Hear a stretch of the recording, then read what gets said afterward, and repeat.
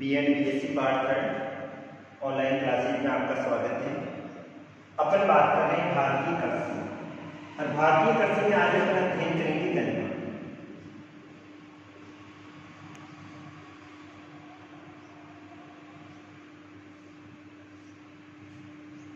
यानी गन्ने की बात करें तो गन्ना भारतीय मूल का पौधा है।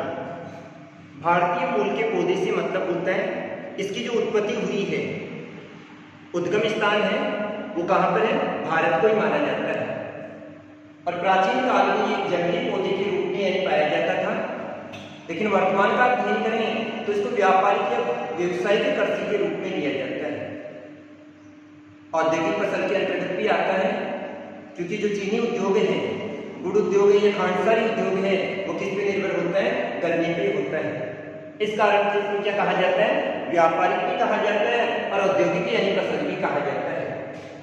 इसके अधिकांश उत्पाद को बाजार में बेचा जाता है, अतः इसको नकदी फसल के अंतर्गत भी लिया जाता है।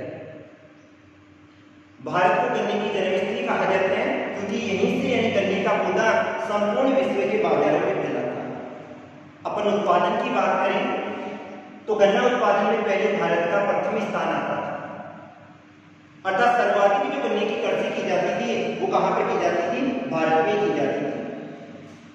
अकेले विश्व के 35% कितने प्रतिशत है, 35% गन्ने का उत्पादन कहाँ पर किया जाता है, भारत में किया जाता है। लेकिन वर्तमान का अध्ययन करें तो भारत में गन्ने का उत्पादन कम हो गया है, अतः उत्पादन की दृष्टि से जो प्रथम स्थान आता है वो ब्राजील का आता है, और जो दूसरे स्थान आता है वो किसका आता है, भारत का आता है। यानी प्रथम स्थान ब्राजील का आता है और दूसरा स्थान किसका आता है, भारत का आता है। लेकिन क्षेत्रफल के आधार पर कौन सा स्थान आता है, फर्स्ट स्थान यानी प्रथम स्थान आता है। अब गन्ने की अगर अपन बात करें तो सर्वाधिक कौन से क्षेत्रों में इसकी कृषि की जाती है, तो जिन क्षेत्रों में अत्यधिक मात्रा में वर्षा होती है उन क्षेत्रों में किसकी कृषि की जाती है, गन्ने की कृषि की जाती है। सर्वाधिक जो यानी प्रति हेक्टेयर उत्पादन होता है विश्व में, तो सर्वाधिक ब्राजील में होता है और क्यूबा में होता है।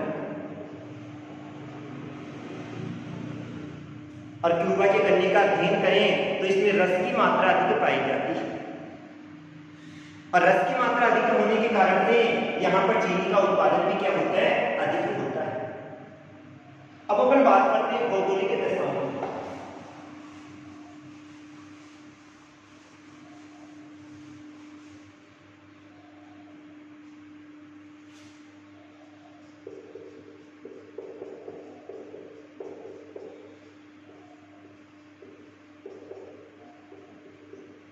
भौगोलिक दशाओं की बात करें तो गन्ना एक अयनवर्तीय पौधा है।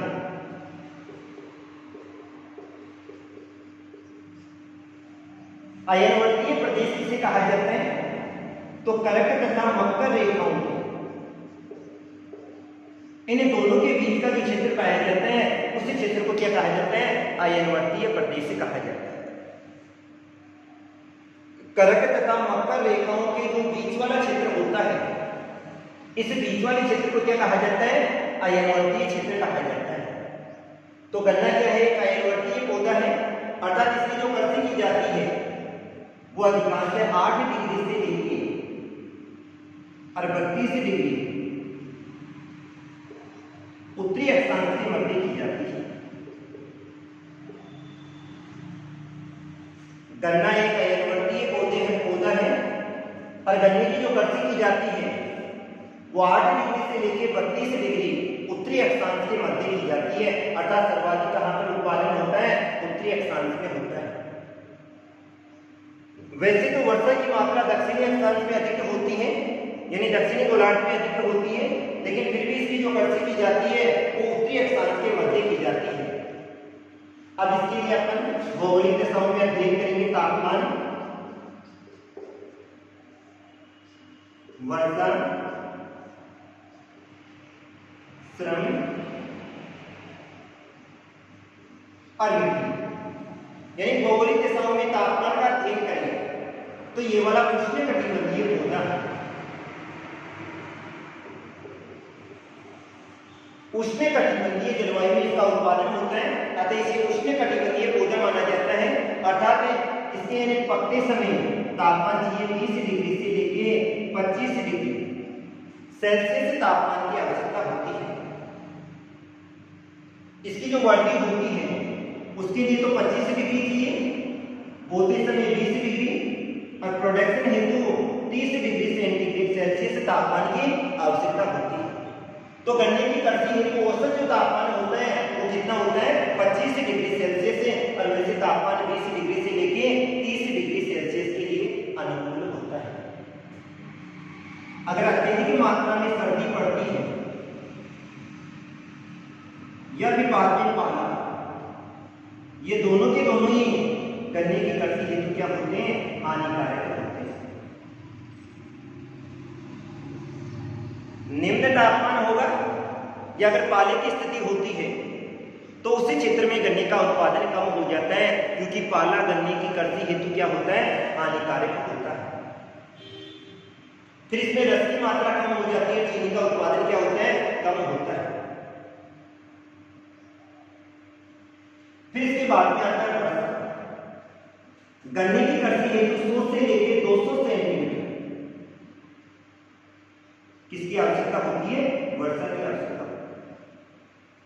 गन्ने की कृषि हेतु कितनी वर्षा की आवश्यकता होती है, 100 से लेकर 200 सेंटीमीटर वर्षा की आवश्यकता होती है। और जिन क्षेत्रों में वर्षा की मात्रा कम होती है वहां पर गन्ने का उत्पादन किसके द्वारा किया जाता है, सिंचाई के द्वारा किया जाता है। तो वर्षा तो कितनी चाहिए, 100 से लेकर 200 सेंटीमीटर वर्षा की आवश्यकता होती है, लेकिन जिन क्षेत्रों में वर्षा की मात्रा कम पाई जाती है वहां पर गन्ने की कृषि किसके द्वारा की जाती है, सिंचाई के द्वारा की जाती है। और जितनी वर्षा अधिक होगी रस की मात्रा उतनी क्या होगी, अधिक होगी। और जब रस की मात्रा अधिक होगी तो चीनी का उत्पादन भी क्या होगा, अधिक होगा।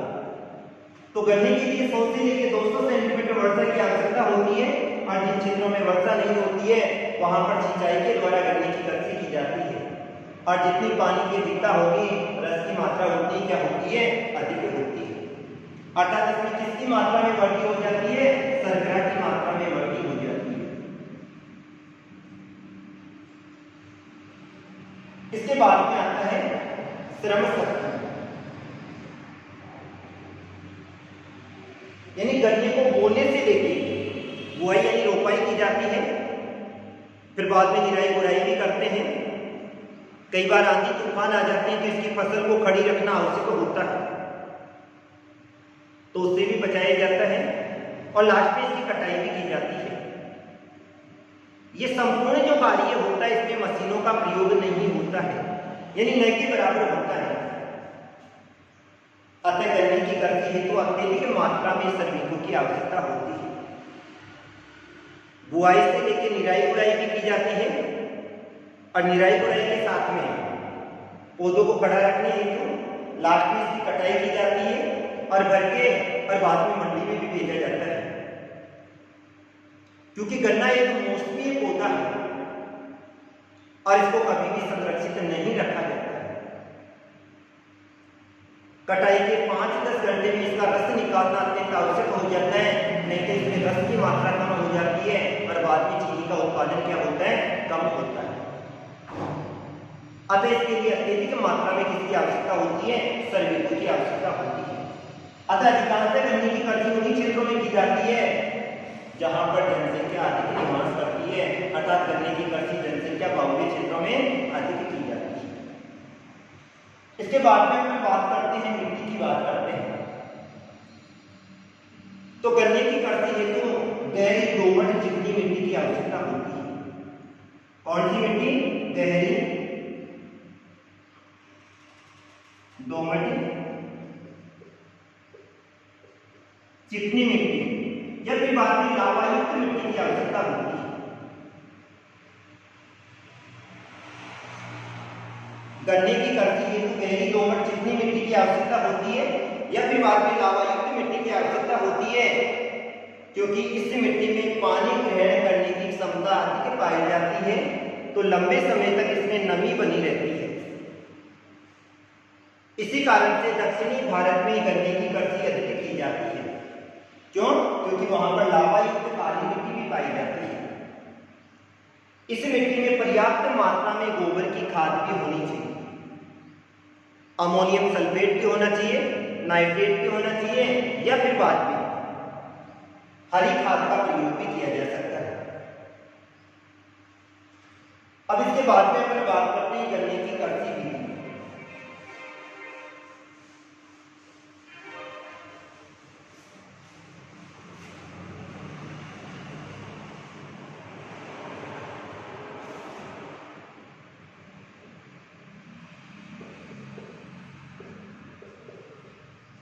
कृषि विधि का मतलब होता है गन्ने की कृषि किस प्रकार से की जाती है। तो गन्ने की जो कृषि की जाती है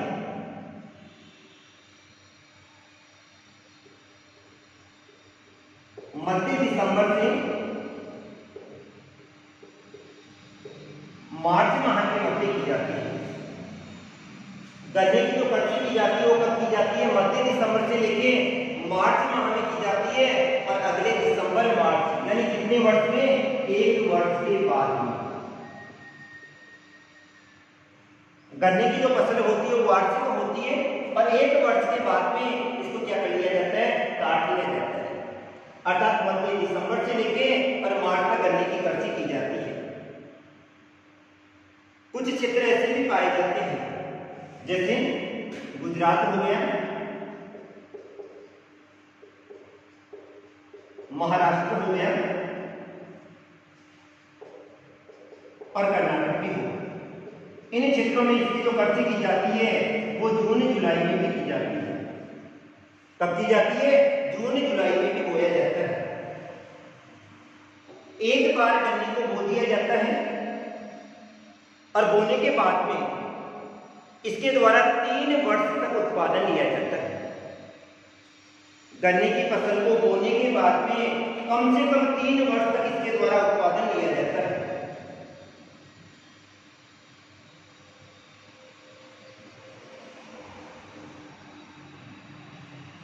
और विश्व में ब्राजील और क्यूबा, कौन कौन से?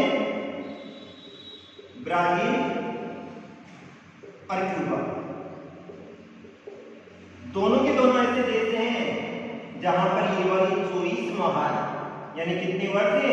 2 वर्ष की फसल होती है, इसको 2 वर्ष बाद काटा है। भारत में 1 वर्ष की फसल होती है और एक बार बोने के बाद में इसके द्वारा 3 वर्ष तक क्या लिया जाता है? उत्पादन लिया जाता है। लेकिन ब्राजील और क्यूबा में 24 माह बाद इस फसल की क्या की जाती है? कटाई की जाती है। गन्ने का सर्वाधिक उत्पादन होता है उत्तरी भारत में किया जाता है और 50% गन्ने का उत्पादन किया जाता है। लेकिन उत्तरी भारत का अध्ययन करें तो यहाँ की जलवायु कैसी पाई जाती है? शुष्क पाई जाती है। उत्पादन तो उत्तरी भारत में कितना हो रहा है? 50% हो रहा है, लेकिन शुष्क जलवायु होने के कारण से ये फसल जल्दी सूखने लग जाती है। और जैसे ये फसल जल्दी सूखने लग जाती है इसमें रस की मात्रा कम होने लग जाती है। अतः इसकी कृषि सर्वाधिक उत्तरी भारत में की जाती है, लेकिन वर्तमान में दक्षिणी भारत में इसकी कृषि की जाने लगी है। क्यों? क्योंकि दक्षिणी भारत में सर्वाधिक जो अनुकूलतम दशाएं पाई जाती है वो कहां पर पाई जाती है? दक्षिणी भारत में पाई जाती है। अब अपन बात करते हैं उत्पादन क्षेत्र।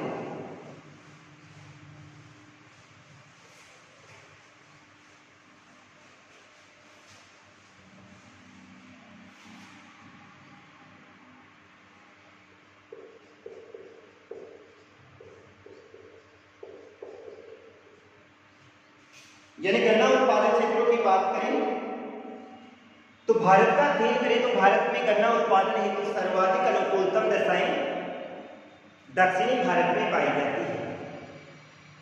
लेकिन दक्षिणी भारत में चावल की कृषि अधिक की जाती है, और चावल की कृषि अधिक की जाने के कारण से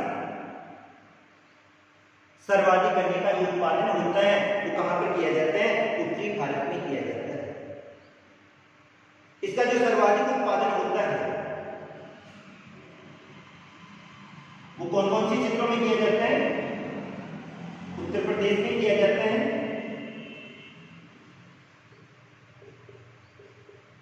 महाराष्ट्र में किया जाता है और कर्नाटक। ये तीन मुख्य उत्पादक क्षेत्र हैं और ये अकेले 70% गन्ने का उत्पादन करते हैं, तीनों के तीनों। भारत में गन्ना उत्पादन की बात करें तो उत्तर प्रदेश, महाराष्ट्र और कर्नाटक ये 70% गन्ने का उत्पादन करते हैं।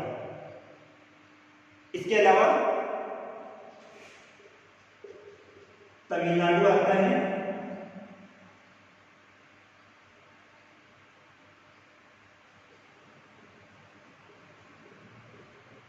आंध्र प्रदेश, पंजाब और हरियाणा, इन क्षेत्रों में भी गन्ने की कृषि की जाती है। अपन मानचित्र के आधार पर बात करें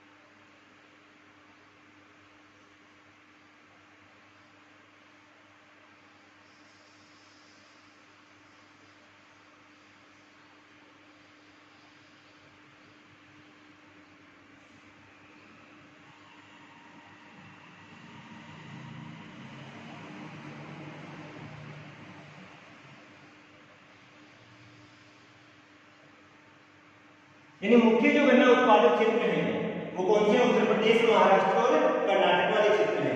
तो भारत में जो गन्ने की कृषि की जाती है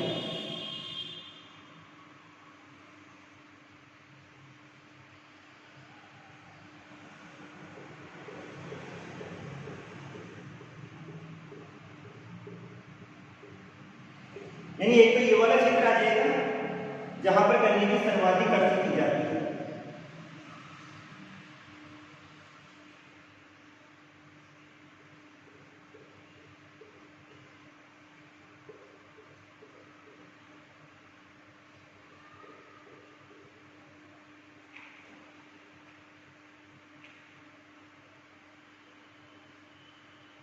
दूसरा ये वाला क्षेत्र आ जाएगा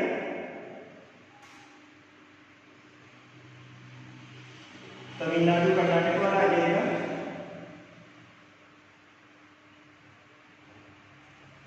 आंध्र प्रदेश वाला आ जाएगा और इधर थोड़ी बहुत मात्रा में इन क्षेत्रों में भी गन्ने की कृषि की जाती है।